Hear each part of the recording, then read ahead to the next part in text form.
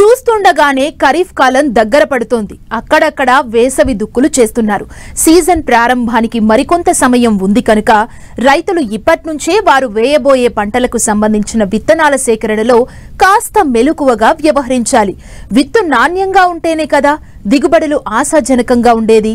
అందుకే అంటారు యదా బీజం తదా సస్యమని. మరి విత్తనాల సేకరణలో రైతులు ఏ అంశాలను దృష్టిలో ఉంచుకోవాలి?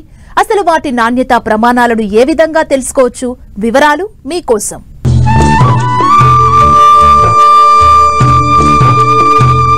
భారతదేశం వ్యవసాయక దేశం.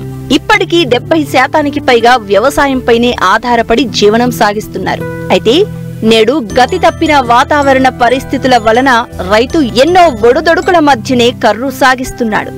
ఇప్పటికే పంట పొలాలను సిద్ధం చేస్తున్న రైతులు దృష్టి పెట్టాల్సిన మరొక కీలక అంశం నాణ్యమైన విత్తనాల ఎంపిక. దాదాపు అన్ని రకాల పంటల్లోనూ హైబ్రిడ్లు రాజ్యమేలుతున్న ప్రస్తుత తరుణంలో రైతులు కాస్త మెలకువగా వ్యవహరించాలి.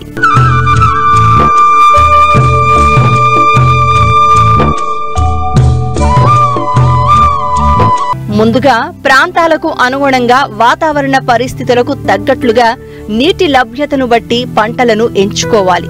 తద్వారా సాగు చేయబోయే పంటలో ఏ రకాలు అందుబాటులో ఉన్నాయో తెలుసుకోవాలి. విత్తనాలను ప్రభుత్వ సంస్థలు, గుర్తింపు పొందిన అధీకృత డీలర్ల వద్ద మాత్రమే కొనుగోలు చేయాలి.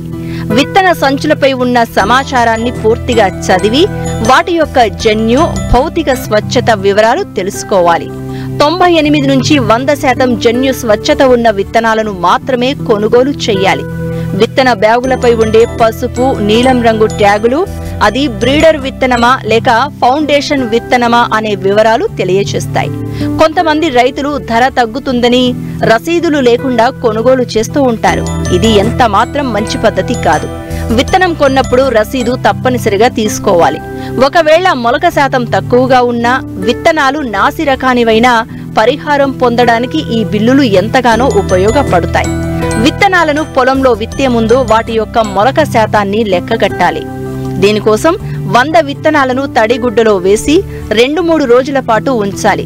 95% పైగా మొలక శాతం ఉంటే వాటిని నాణ్యమైనవిగా గుర్తించాలి.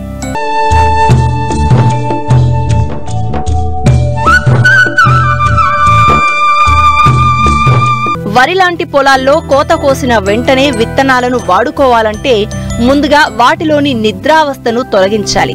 ఇందుకోసం లీటరు నీటికి 6.3 మిల్లీలీటర్ల గాఢ నత్రకామ్లం కలిపి ఆ నీటిలో 24 గంటలు నానబెట్టి మరొక 24 గంటల పాటు మండెకట్టాలి.